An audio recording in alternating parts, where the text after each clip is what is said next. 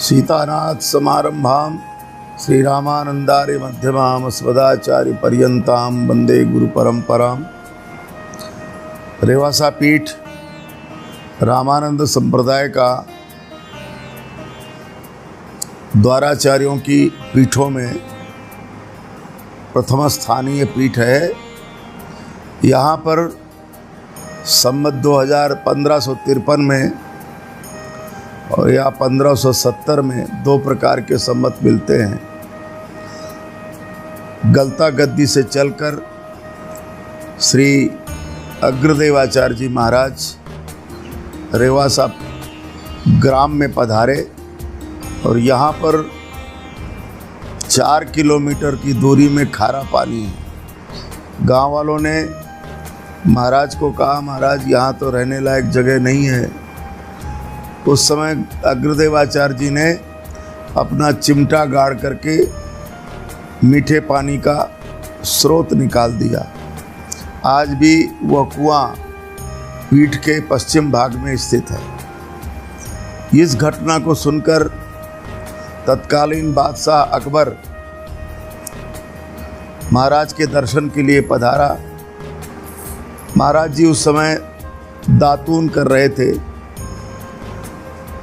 उन्होंने पूछा कि अग्रदेवाचार्य जी कौन है। उन्होंने कहा कि कोई काम है क्या, मिल जाएंगे। तब तक उनके साथ आया हुआ एक फ़कीर जिसने उस कुआं के ऊपर चद्दर डाल करके प्राणायाम का कुछ विधि जानता था, एक बिलांद ऊपर उठ करके उसने नमाज पढ़ ली। इस दृश्य को देख करके अग्रदेवाचार्य जी महाराज ने अपनी सिद्धियों का परिचय दे करके लगभग 100 फुट ऊपर विराजमान हो गए और कमंडल से कहा, पानी लेकर आओ। कमंडल पानी लेकर आया, स्नान किया, वहीं पर ध्यान लगा के बैठ गए। अकबर के बादशाह से कहा, भाई तुम्हारे पास फ़कीर में कोई ताकत हो तो अब हमारे बराबर तक आए। अंत में बादशाह ने हाथ जोड़ लिया और बोले, महाराज मैं कुछ सेवा करूँगा। ये जो गोरियां गांव है हाईवे में, ये हमारे रेवासा पीठ की गौर थी, गाय का आश्रय स्थल। कालांतर में अपभ्रंश होकर के गोरियां नाम पड़ गया। एक बार जयपुर के महाराजा मान सिंह अपने 10,000 सैनिकों के साथ कहीं से लौटे थे। यहाँ रेवासा के खेतों में रुके। उस ज़मीन को आज भी गांव वाले पड़ाव कहते हैं। महाराज का दर्शन करने के लिए राजा आए। नाभाजी महाराज से कहा कि दर्शन कराओ। महाराज तो ऐसे अद्भुत संत थे कि जो 1 मिनट भी भगवान का नाम बंद नहीं करते थे। उन्होंने सोचा कि राजा के आने से आधा घंटा भगवान नाम का व्यवधान होगा, इसलिए वो मिलने नहीं आए। बगीचा में ध्यान लगा कर बैठ गए। बहुत देर के बाद राजा मान सिंह जब वहाँ गया, ऐसी उनकी निरभिमानता, ऐसी उनकी भगवत भक्ति को देख करके राजा अत्यंत प्रभावित हुआ और महाराज से प्रार्थना किया। उसी समय जयपुर के लिए सत्संग करने के लिए नाभाजी महाराज को जयपुर लेकर गए। जयपुर में के विद्वानों ने नाभाजी के ऊपर प्रश्न चिन्ह उठाए कि जिसकी जाति का पता नहीं है वो उसको आपने व्यास गद्दी पर बैठा दिया, कथा सुनते हो। उस समय नाभाजी महाराज ने राजा के सामने ये बात कही कि पीपल का पेड़ अगर घूर में उग जाता है तो भी वो प्रणम्य होता है। तुलसी का वृक्ष अगर घूर में उग जाता है तो भी वो प्रणम्य होता है। इसीलिए जाति के फंदन में न पड़ करके जहाँ से ज्ञान की प्राप्ति हो वहाँ से लेना चाहिए। सारे विद्वान चुप हो गए। कालांतर में जयपुर के राजा गलता के शिष्य बनते थे और जयपुर की रानियां रेवासा पीठ की शिष्य बनती थी। यहाँ पर भक्तमाल की रचना हुई है। रामचरितमानस और भक्तमाल दोनों समकालीन ग्रंथ हैं। नाभाजी महाराज ने भक्तमाल की रचना के प्रसंग में अग्रदेवाचार्य जी महाराज मानसी सेवा कर रहे थे। जो फोटो सामने आपके विराजमान है, वहाँ मानसी सेवा में व्यस्त थे। किसी भक्त की नौका समुद्र के तूफान के चक्कर में आ गई। उस भक्त ने महाराज को याद किया और कहा, महाराज यदि मेरी संपत्ति बचेगी तो मैं ठाकुर सेवा में अपना धन लगाऊंगा, नहीं तो ये नौका भी जाएगी और मैं भी जाऊंगा। उस समय अग्रदेवाचार्य जी ने मानसी सेवा बंद करके उस भक्त के संकट को दूर करने के लिए मानसी रूप से समुद्र के तट पर पहुंच गए। नाभाजी महाराज अग्रदेवाचार्य जी महाराज को, गुरु महाराज को पंखा झल रहे थे और उन्होंने अपने पंखे से ही तूफान की दिशा को बदल दिया और गुरु महाराज से कहा कि ठाकुर जी माला पहनने के लिए अपना सिर नीचे किए हुए हैं, कृपया इनको माला पहनाओ, आपके उस भक्त का कष्ट दूर हो चुका है। जब उन्होंने अपनी आंखें खोली तो अग्रदेवाचार्य जी बोले कि भाई, अगले ने मुझे याद किया और तुमने मेरी हृदय की बात, नाभि की बात जान ली, इसलिए तुम्हारा आज से नाम नारायण दास की जगह नाभादास रहेगा। और अग्रदेवाचार्य जी ने आज्ञा दिया कि तुमको ऐसी दिव्य दृष्टि प्राप्त है, इसलिए आज तक जितने भक्त हुए हैं अपनी दिव्य दृष्टि से आप उनके चरित्रों को देख सकोगे और उनकी भक्तों की माला बना करके ठाकुर जी को धारण कराओ। ये जो आपके सामने 1100 भक्तों की ये नामावली छपी हुई है, गद्दी में लगा हुआ है। इन 1100 भक्तों का श्री नाभाजी महाराज ने अपने भक्तमाल में इनके चरित्रों का वर्णन किया है। और अग्रदेवाचार्य जी महाराज ने कहा कि बिना भक्तमाल भक्त रूप अति दूर है, बिना भक्तमाल को पढ़े बिना जीवन में भक्ति नहीं आ सकती।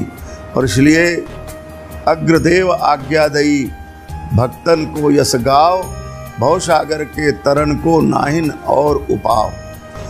वृंदावन में ज्ञान गुदड़ी में श्री नाभाजी महाराज ने एक बहुत बड़ा भंडारा किया। उन दिनों तुलसीदास जी भी वृंदावन में विराजमान थे। उस भंडारे में कहीं जाते नहीं थे तुलसीदास जी, किंतु नाभाजी के भंडारे में जाने के लिए उद्यत हो गए। पंगत करीब करीब परोसी जा चुकी थी। तुलसीदास जी सबसे पीछे बैठे थे। परोसने वाले ने कहा, बाबा जी तुम्हारा पत्तल कहाँ है, तुम्हारा पात्र कहाँ है? उन्होंने संतों की जूती में कहा, इसी में खीर डाल दो। वो बहुत नाराज़ हुआ कि कैसे साधु हो जो जूता में खीर मांग रहे हो। नाभाजी से शिकायत किया तो नाभाजी समझ गए कि निश्चित रूप से दीनता का एक पराकाष्ठा का कोई संत आया हुआ है।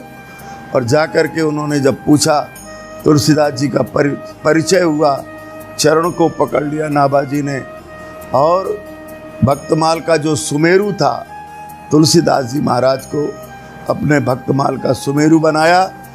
और तुलसीदास जी महाराज के मिलन के बाद उनका जो नाभाजी महाराज का जो गुरु स्थान रेवासा पीठ है, वहाँ पर भी तुलसीदास जी को लाए।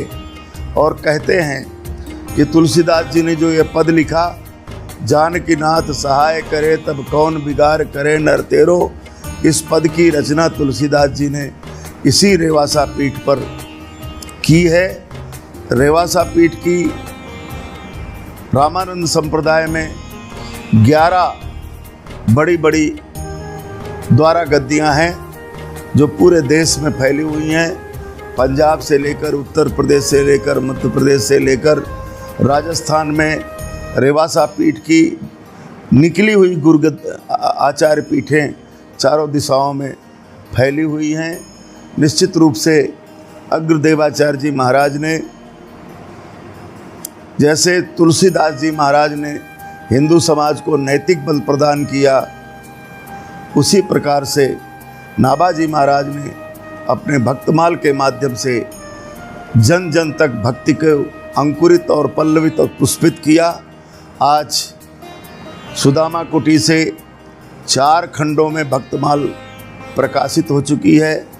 भारतवर्ष के कितने ही लोगों ने अंग्रेजी में भक्तमाल का अनुवाद किया है, उर्दू में भक्तमाल का अनुवाद किया है, संस्कृत में भक्तमाल का अनुवाद किया है, और इस प्रकार से इस रेवासा पीठ में हिंदू समाज का, भक्ति संप्रदाय का बहुत बड़ा कार्य अग्रदेवाचार्य जी के सुयोग्य से श्री नाभाजी महाराज ने किया। आज तक अग्रदेवाचार्य जी से लेकर आज तक 17 पीढ़ियाँ इस पीठ में विराजमान हो चुकी हैं। आप यहाँ पर गलता गादी की स्थापना करने वाले श्री कृष्णदास जी पहारी जी महाराज 12 वर्ष तक रेवासा पीठ में विराजे, और इस प्रकार से आज की तारीख में रेवासा पीठ में एक संस्कृत विद्यालय है तथा एक वेद विद्यालय है, जिनके माध्यम से बच्चों को निःशुल्क भोजन आवास की सुविधा है, छात्रा गुरुकुलीय व्यवस्था है। यहाँ पर 12वीं तक संस्कृत की शिक्षा पढ़ाई जाती है तथा 7 वर्ष का वेदों का पाठ्यक्रम है, जिसमें यजुर्वेद का, संपूर्ण यजुर्वेद का कंठस्थीकरण यहाँ पर होता है। भगवान की कृपा है कि इस वेद विद्यालय से लगभग 25 छात्र भारतीय सेना में धर्म गुरु के पद पर प्रतिष्ठित हो चुके हैं। यहाँ के योग्य वैदिकों ने पूरे भारतवर्ष में सनातन धर्म को पल्लवित और पुष्पित करने का कार्य किया है। निश्चित रूप से जो भगवान के शास्त्रों में, सूक्तियों में ऐसा लिखा है कि भगवान के 2 कुंडल हैं। एक कुंडल का नाम गो सेवा है, दूसरी कुंडल का नाम संस्कृत सेवा है, और इसलिए जब तक किसी मठ में गो सेवा और संस्कृत की सेवा नहीं होती, वहाँ के ठाकुर जी को कुंडल विहीन ही मानना चाहिए। इसलिए रेवासा धाम में 500 की संख्या में निराश्रित गोवंश का पालन पोषण होता है, और वेद विद्यालय के माध्यम से संस्कृत की सेवा होती है। सांगोपांग रूप से जो एक पीठ का दायित्व होता है, एक पीठ का जो स्वरूप होता है, वह स्वरूप में रेवासा पीठ अपने कार्यों से हिंदू समाज को जन जागृति का काम कर रहा है। मैं इन्हीं शब्दों के साथ वाणी को विराम देता हूँ।